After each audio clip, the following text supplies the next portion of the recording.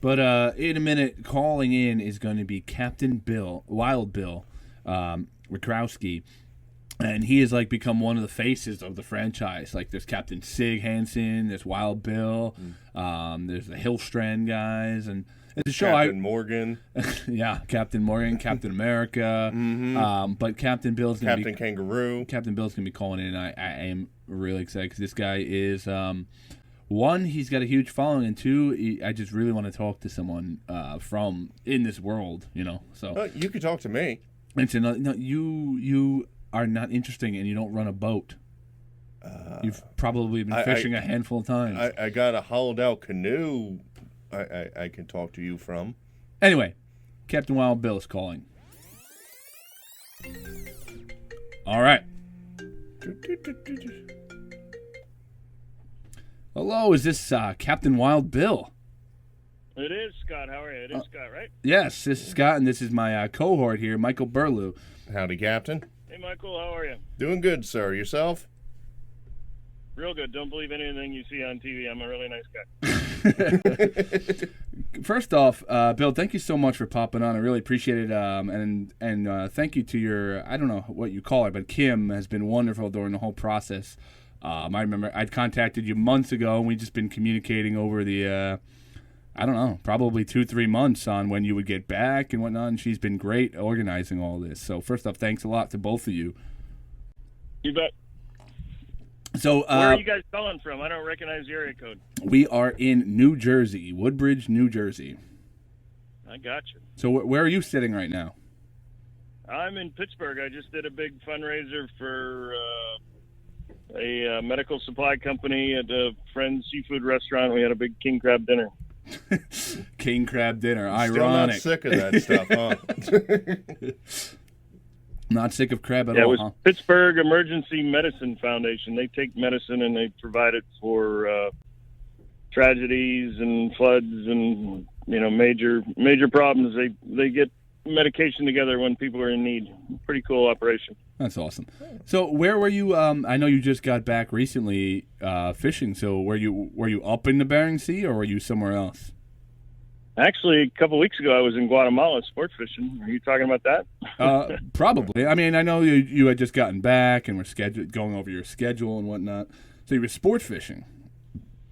Yeah, actually, I just finished. I don't know what day it was. The end of March. We finished up our Baradai, Apelio and Baradai, and then I was invited by the Minister of Tourism to go to Guatemala to sport fish, and we did some promo stuff to support the tourism industry about sport fishing and bringing some awareness to Guatemala. They're trying to imitate Costa Rica on generating some money in the country, with fishing and tourism. So it was a great trip. We caught a ton of fish and nice bunch of people.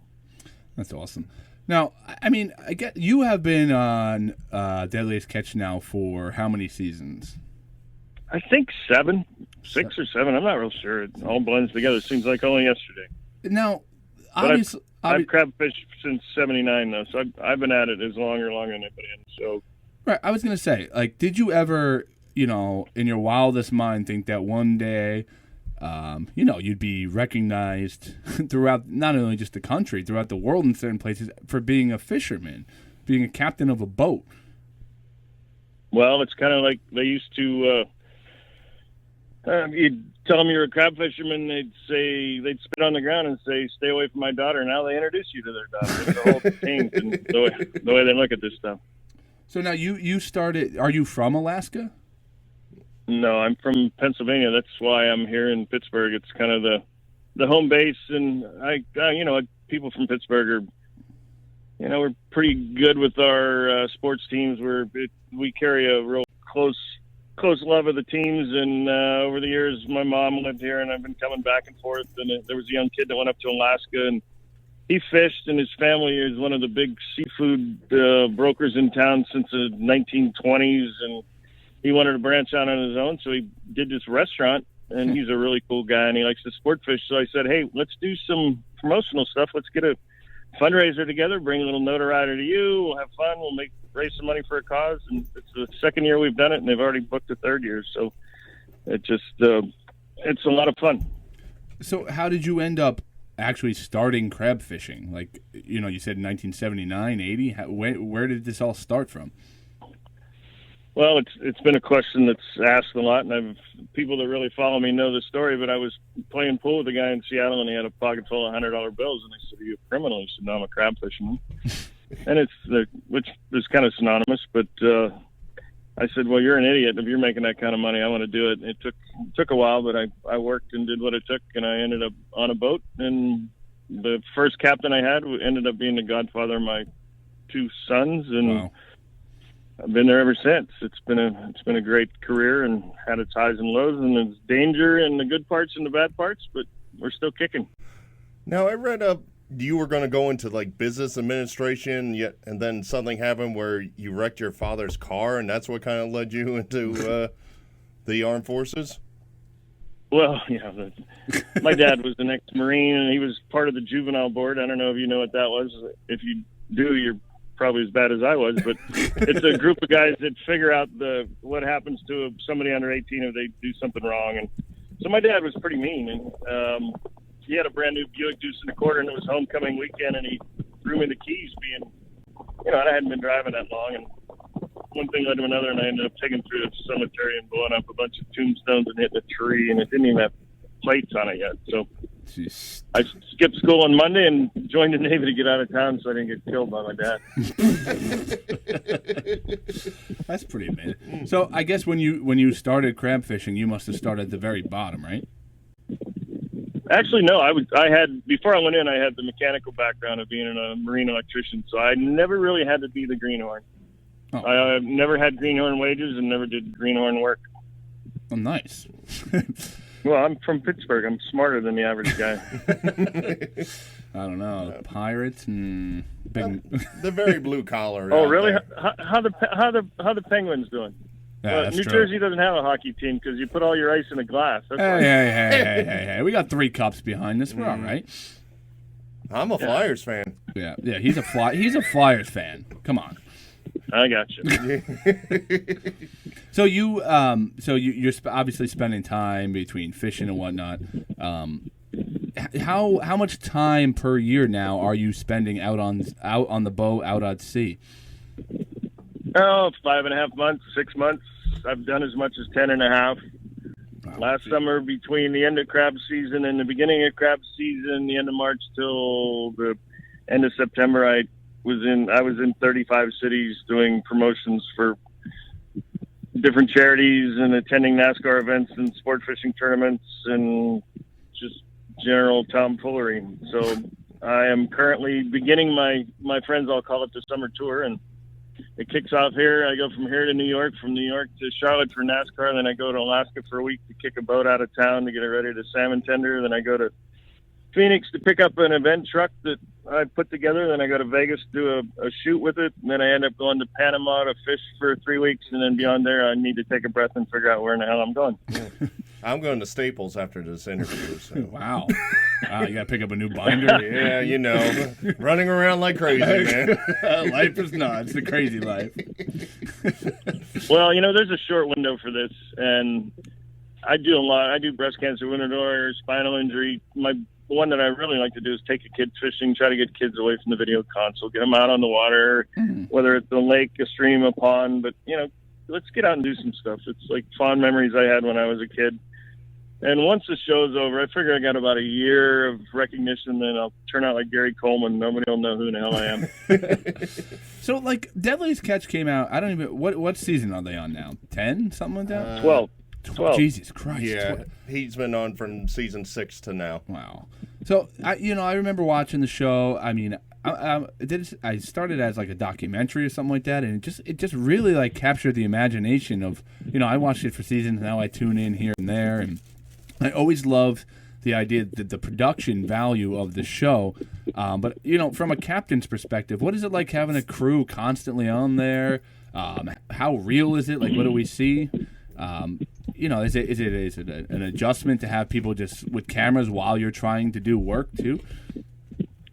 Well, as a captain, you're up there by yourself, so you end up spending more time with these guys if you fish long enough than you do with your regular family. So you either become very good friends or you don't like each other at all. And a lot of these guys are very talented. You've had everything from war correspondents to nature guides to do river rafting. These guys have pretty cool credentials, right. And to have a Deadliest Catch cameraman certificate hanging on your wall, it's a good plus. So they want to do a good job, and it's a competition amongst them to get the best footage and the most action shots. So all in all, they do a hell of a job, and I like having them on board for the most part. Occasionally you'll get one that thinks he's more important than the job that he's filming, and they get to be a pain, but there's only been one or two of those, since I've been doing it. But they're there for a reason. It's the reason we have the show. Mm-hmm. I used to get upset about some of the stuff they did, but if they weren't there, we wouldn't have a show. So it's become second nature now. Now, how rough is life out there? I mean, we've seen the TV show. Obviously, we see the dangers on it. What would you say is like one mundane thing that we wouldn't even think about is like very complicated to do out there on the sea? Well, one thing you can't see on TV is cold. Mm-hmm. And, being tired and cold, and when you're cold, every time you hit your knuckle on something or get your finger pinched, it hurts a lot. It hurts worse. And that's one thing you can't depict on the show. But, we try to provide high-quality food and a lot of it. And guys can go without sleep. They can't go without eating. So you live like a dog, but when it's over, you have a little money in your pocket and you have consecutive days to enjoy it when you're off the boat. A lot of jobs, like a guy gets, a week or 2 weeks off, and, you wait all year to have a little time off. With this thing, you go up and you bust it for a while, you work hard, you live like nobody would even imagine. But when you get off the boat, if you're on a good boat and you had a good crew, you end up with some cash in your pocket. And if you want to travel, if you want to just spend quality time with family, children, be involved in things, it allows for it. Yeah, I mean, you watch the show and you see the perspectives of different ships, and one of the things that's kind of cool, you and a couple of the other captains, some of you are multi-generational fishermen. You have your son on board and whatnot. Now, is that like a blessing, or is that a hard thing to juggle too? Like, it's got to be great to work with your son. I don't know if you've ever worked with family. It's hard. Yeah. Fishing is commercial fishing is something like being a firefighter, law enforcement. It has a tendency to go generation to generation. The problem on the boats is, as you can see, when you have rebellion or backtalk amongst the crew, it's usually between the family members. Right. Because most crew members wouldn't dare saying some of the stuff that your kid would. And it's great in a way to pass it on. It's great to be, hand us down from generation to generation, but sometimes you just shake your head and wonder, what, if I didn't have my kid here, I wouldn't be listening to half the grief that I'm getting.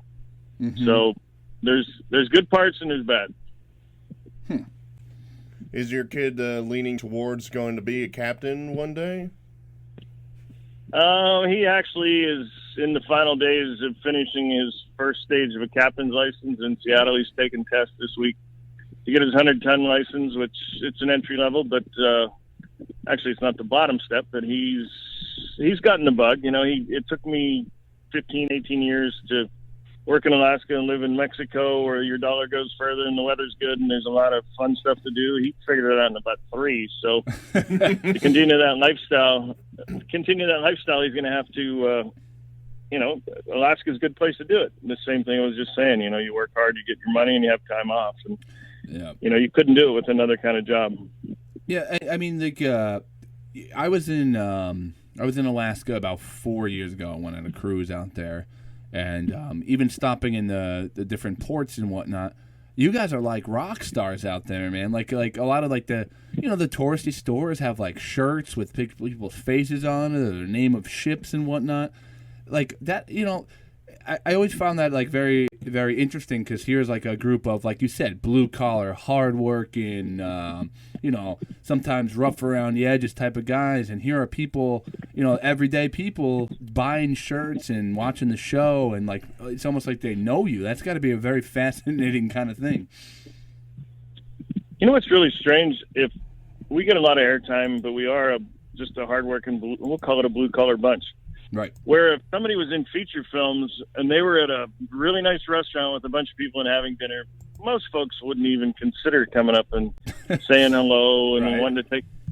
But it doesn't matter with us. I don't care what you're doing. Nobody hesitates to come up and what they usually say is, "I don't really want to bother you and be that guy, but could I get a photo? Would you sign this for Aunt Ethel?" And it's, you got a piece of steak on your fork and they're right in the middle of it. It's like, and you can't turn them away because without fans, we wouldn't have a show. So that part of it can be a little tough, but again, it's awesome that we have the fan base that we do, and it's just part of it. I mean, we signed up for it. So if anybody complains, stop it, because we signed on the line to do this. Sadly, not a lot of flashing considering it's Alaska. Yeah. There's too many layers to get down Too to many the layers. Coat. Almost there. So, Bill, like you Too seem like I just watching some of your YouTube videos on site. You seem very connected with your fans. Even like the first thing on your site is like, "Wow, Bill loves connecting with fans and whatnot." Now, first off, that's fantastic, especially nowadays with the Twitter, the Facebook, the YouTube, whatever. But do you see a difference? Like you're obviously very like just by hearing you talk, you're very supportive of your fans and you understand. But do you see the opposite? Are some of these guys like standoffish? They don't really want anything to do with the public, or? Well, I've only been on 6 years or so, and the guys that have been on for 12, they've experienced this for twice the time, and I'm actually getting to the point where sometimes I just shake my head, and there's always that one guy. You get 150 people that tell you this is great, enjoy watching it, and it's the 3 clowns that come in and they chastise you, and they tell you you're doing everything wrong, you're a lousy dad, I'd never work for you. If I see you, I'm going to kick your butt. It gets a little old sometimes, and what I've been doing lately is the person that does that, I used to just fire back at them and tell them what I really thought of them, but now I just kind of look at everything that they have behind them and things they've said previously. Mm-hmm. And if you do that, if somebody gives you a hard time, you'd be surprised at how many of these people say nothing but negative. We kind of call them trolls. Yeah, I was just gonna say it's the troll. It's the troll. I don't know what. It's train. Everywhere. It's everywhere. The troll train. Yeah. But it's everywhere. It's everywhere. No matter what it is. Like if you're a comedian and you're whatnot, it's I don't like your material. Blah blah blah. And it's that ability. Like even at work, we call it email balls. Like people will say anything through a computer or through a comment, but like in someone's face, it's like they won't say a word. I don't know. It's just I think that's what one downfall of the internet. The internet muscle. Well, it's real prevalent with me because I am what you see is what you get, and I'm old school East Coast, no appreciation trophies, and it's what it is, and I will not change for that. And I get a lot of people that come in and. I'll get crap. I've got longer hair, and I'll get guys give me a hard time when you look. They're bald. They're giving me a hard. Get a haircut, you jackass. Yeah. Oh, you're bald, buddy. Get off my back. And it's somebody's like, oh, you're. They're questioning this or that, and they got a picture of a kitten. Instead of their face. It's you're a phony. You're nothing but a phony. And then you look at their thing, and they got a kitten climbing a tree or something. It's like, oh yeah, you're the real deal. Just looking for a reaction. Well, I used to be really bad at it. I'd come back after a couple tequilas and a beer, and I'd sit down and I'd start going through it, and I took it personally, and I'd fire, and it just started to blossom, and now I just kind of get rid of them.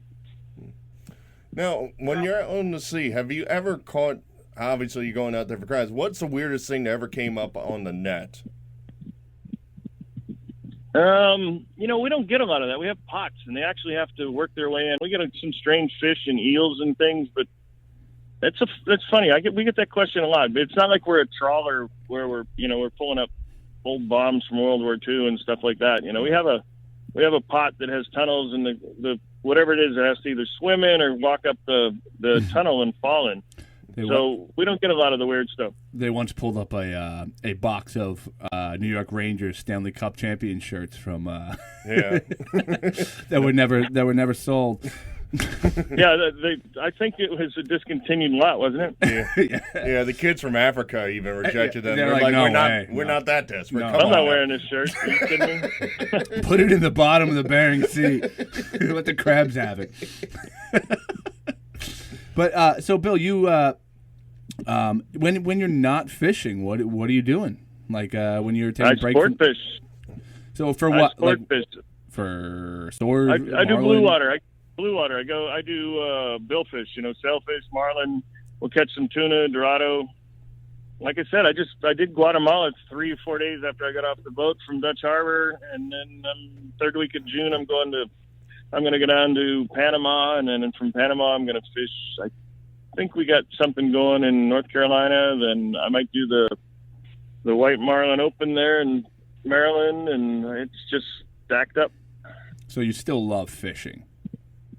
Oh, I love it. It's the coolest thing in the world is when somebody catches their first fish, the look on their face. And even the coolest thing when you catch about 10,000 of them. It's still fun. Yeah, the one time I went deep sea fishing with my family, all of them caught stuff except me. It was a bummer, man. See, I have like the opposite story. My dad is not a fisherman at all. Just the pure car guy, electronic guy. Not a fisherman. We go on this trip for his like company and deep sea fishing. It's blue fishing. And all these dudes, like, with fish tattoos and these crazy tackle boxes. Me and my dad just throw, like, the bait the captain gives us. And my dad's catching, like, 23 fish in a row. All these guys are trying these different techniques. Like, oh, got another one. Oh, got another one, running around the boat. Like, he caught the most fish that day, and I won, like, the largest fish pool. It was, like, all these guys, like, this guy had, like, a marlin sleeve on his forearm, and he's so pissed off at us. So what part of New Jersey are you guys in? We're in Woodbridge right now, which is north central. I don't know if you know. I was on a show the other day in L.A. with one of your icons, Snooki, and she was being a little difficult. Hey, when she got up it was on live TV. When she got up to walk on stage, she caught a heel and did a face plant on live TV. It was I jumped up to help her. Half of New Jersey probably jumped up to cheer. we don't like her around here. Yeah. That's a black guy in New Jersey. I know. I was kidding. I didn't really jump up to help her either. Say, who does Pittsburgh have that no one likes? I can't really think of anybody. No, there's nobody. I mean, Sidney Crosby. When I moved west when I was a kid, I went to San Diego, and the Pittsburgh mentality and the way a guy works, talking to girls and everything. I can tell you this: it didn't work in San Diego in the mid '70s. I went out there with the Pittsburgh attitude, and I immediately lost my accent and changed my MO. Yeah, well, when you ask a girl, "Hey, girl, you want to see my steel?" That doesn't work. That doesn't work in California. I got a girder in my pants. I never used that line, but I'm glad I didn't. It would have been even worse. That's a freebie. Go for it, my man. It's all yours. You can use it now. You're welcome. So I know you've probably been asked this 10,000 times, but I got to hear from your mouth. Where did the name Captain Wild Bill come from? It's actually everybody thinks it's from fishing. When I was a kid, we were pretty crazy, and the list is long. We don't have enough time. It's not just like one incident. Like somebody went, "Hey, that was pretty wild. Let's call you Wild Bill." It was just kind of a lifestyle. That's so ambiguous. It could be anything. I know. I can't spill the beans on that. So, if you were to statute of limitation isn't it? If you were to I can't say what happened after I crashed my car into that cemetery. Yeah, that's wild. It was a tad wild. That's Wild Bill enough. But if you do you actually sit down and do you watch the show, or like, I don't know, a lot of times with like even like these podcasts we do, like I don't even listen to them all the way sometimes I listen to them months later. Like, do you sit down and watch the show, and do you enjoy what you see, like from an outside perspective, or you're like, oh man, they really just took bits and pieces and made a story out of it? Well, in the very beginning we all did it. We all do it. And we kind of worry about how it comes across. But, without editing, they make highs and lows. They make, they got to have a story. And we sign up for it. So I do watch occasionally. But if I don't watch, we all have social media on our phones. I know how they portrayed me because my phone will light up. I'll have mothers from Oregon telling me what a dirtbag I am, or I'll have guys from Massachusetts high-fiving me on the thing, I'll know I did something good. But you can pretty much tell the temperature from social media. Oh no, the guy with the cat face profile pictures chiming in. I must have been an asshole tonight. Exactly. Now, Exactly. go ahead. Sorry. No, it's all you. Oh, so we see like it's amazing that through the show and stuff like that we learn like the terminology, like even like the word greenhorn, like and what they do and whatnot. You find people like coming up to you pretending they're experts on crab fishing that never fished a day in their life. I get it on social media all the time. I've done this for almost 40 years, and you wouldn't believe how many guys are smarter than me on the couch from Oklahoma. I'd go 2 degrees latitude up north, and that's where the good crabs are at. Yeah. I knew that son of a gun wasn't going to catch anything there. I told my wife that I don't think he's going to catch anything here. There's nowhere near as good as Oklahoma green crab. Yeah, you got it, man.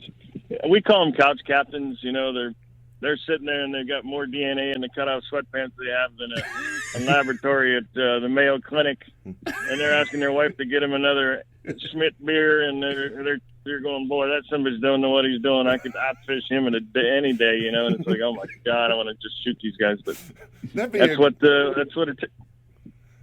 that'd be a great season to have a show, you know. Of Deadliest catch, and I'll get all these quote unquote experts and like go at it, my man. Yeah. Send them all out on boats. Where's the start button on this boat? You know, one of the funniest things is I'll be in some pub or tavern or bar somewhere, and there'll be a guy sitting on the end of the bar, and he's got a Carl Malden nose that's all veiny, and he's chain smoking, you know, and he's like 60 pounds overweight and coughing, and he'll look at me and go, hey, you know what? I know I can do that shit. I want to be your new guy. And it's so far-fetched you laugh, and then they want to fight you. Like, you don't think I can do it? I'll kick your butt right now. And it's like, oh, fuck. It's definitely one of the byproducts of the show. Everybody can knock it out. Yeah. You know, I had one question that I was thinking about before. Now I know you've had a lot of questions. Well, yeah. That's my job. I know. Yeah, Scott. This interview's been weird since you've been asking a bunch of questions. I'm just throwing it out. I'm still working on that non-question interview. Dog. We could do that. Like sit in the back of the car and see who talks first. See how your show's going to do. That's actually probably get way more listens than if we did that. We could play word association all day. Yeah. But you guys you refer to, and it's been referred to on the show, like before, I guess, like, I don't know if you call them sanctions or laws, like it was kind of like the Wild West back then. So what is different now than it was before? Was it unlimited crab you were allowed to catch before, or you just could get as much as you want? Like, how did that work? It's a Well, what it is now, it's a quota system. They've looked at history, and everybody is awarded, this might sound common, a percentile of the catch. And then the government comes in and decides how many pounds we can legally harvest and sustain the industry, and they apply that percentage to the total number of pounds, and that's what you can catch. It used to be they gave us a total number of pounds, and everybody went out, and we kept track of what we caught. And then they decided when we caught a lot, or when we caught what we needed, and they'd tell us we had to shut down. So if you were really on them in the old days, it didn't matter how much quota you had, there were $1 million seasons in short periods of time. And now it's all through a quota system where you have so many to catch. You know what you're going to catch before you leave the dock. And I'm a smaller boat, and we don't have as much quota. And I get a lot of stuff all the time. People are like, you're always in the middle or the bottom of the list. Because that's how much quota we have to catch you, monkey. If you really want to know, I'll tell you before I go out there where I'm going to end up on the list. But if I was captain, it's one of the byproducts of the new system. If I was captain, I'd be in the top 3 every single time. Every time. You know what I do? I know exactly what you're saying. You know what I do? I put bait in those boxes to catch those crabs. No way. Yeah. I thought about it all night last night. Revolutionary. I know, man. Well, I get the question, how deep are the pots? And I'm like, they're heavy. They're on the bottom. You know, there's a lot of good answers for some of the stupid questions. And, you know, it's I had one gal I was going through an airport. She was older. She said, Captain Bill, how are you? I said, I'm fine. She goes, I love the show, but your boat has a lot of problems. And I said, what do you mean? She said, well, when they show you, your alarms are always going off. And I said, well, hon, we're working on that. We're trying to get everything fixed on the boat. I won't have that many alarms. You yelling at the cameraman, "Don't show this!" That's great. That's great. They're always going on. Your boat's just always loud. It's like an alarm going off all the time. Oh, I forgot to fill up before we got out here. So, Bill, you've obviously seen, I did have to draw to the show is obviously how dangerous the job is. So I'm sure you've seen loss and all sorts of different things happen. Amongst the fishermen and the captains, is that just recognized as part of the job? Does that ever get easier, or is it always tragic? Like, I always wondered about that. No, we're getting a little better at it with the rules and regulations and the way the system's set up, but it never gets any easier. I mean, in the beginning, I've done this a long time. I started in the late 70s, and that's when we were losing a lot of guys, and that's kind of where the name of the show came from. Right. It's not like this is really a tough job catch. We had the highest death rate per capita than any other job on the planet. So, and because of it, I yak a lot, and I'm in front of the cameras and crowds, and if there's a funeral, people, "Oh, Bill, say something." I can't. I'm really bad at funerals, and I've seen so many people go before their time. I'm fortunate, knock on wood, I haven't lost anybody on my boat, but no, it never gets any easier. It always sucks. Yeah. Now, you've been all around the world, all over the waters. If somebody's out there who's like a huge fisherman, where is the one place you highly recommend? That's the vacation spot. That's where you want to go if you want to have a whole fishing vacation. It depends. Do you have a lot of dough? I mean, Costa Rica is beautiful. I worked out of there for a couple of years. I just did Guatemala. It's a lot of fish, and it's a lot more basic. I'm going to Panama. I've never done Australia. Obviously, I have a home in Sonora, Mexico, so I'm on the West Coast, Sea of Cortez. A good answer is Costa Rica. I mean, you can live in a 1-star or a 5-star. You can spend as much as you want. I wouldn't say as little as you want because it's becoming a little bit expensive, but it's a nice spot. Bill, I don't want to take up all your time, so I just got two more things here. First off, you seem to be involved in a lot of great things now outside of fishing, like you were talking, cancer charity, spinal injuries, wounded warrior stuff. And that's really awesome to give, because it's kind of like giving back. And what I asked you at the beginning, did you ever imagine, that stepping into a fishing boat, all of a sudden you'd be able to, even just like this, we're talking to you because of a show. Did you ever step back and go like, oh my God, what a wild ride this is? Well, when I initially got hired, I've told this story numerous times. Discovery said you're going to have a voice that people will listen to. You can stand in front of a crowd; they'll actually pay attention most times, and use it to the best you can. And it's been a fun tool. I do a lot of good stuff, and like I said, I just did a fundraiser a couple days ago, and I got a bunch of other stuff coming up here, and it is pretty surprising. We've come a long way from being, people would move their stuff to a different table when we'd come into port, but now sometimes you can't get a breath in. Everybody has so many questions. Yeah. So if someone wanted to say hi to you or check you out or see what's going on, where should they go? You got the Facebook, Twitter. You got CaptainWildBill.com. You got Bill Wachorowski, my name, and you got Captain Wild Bill's fan page. And actually, bars and restaurants. You run into me occasionally there. Incarcerated in certain places. You'd be surprised where you run into me. Who's your guy in NASCAR, as a side note? You know what? Oddly enough, the first person that introduced himself to me and took a real interest was Dale Jr. And he's got the largest fan base on the planet. I like Truex. His family fish there. They do the clam operation there in New Jersey. Jersey boy. I kind of coined the phrase, the clam mafia. His family has been great to me every time I've seen him. Martin's awesome. Boyer's cool. He'll go out of his way to say hello. I mean, most of those guys are pretty hip, surprisingly, and they love a lot of them watch the show on the planes and the buses, and awesome. sometimes are referred to as NASCAR at 8 knots, because people like to watch for the crash. But that crowd's pretty good. It's a lot of fun. They have a crazy job.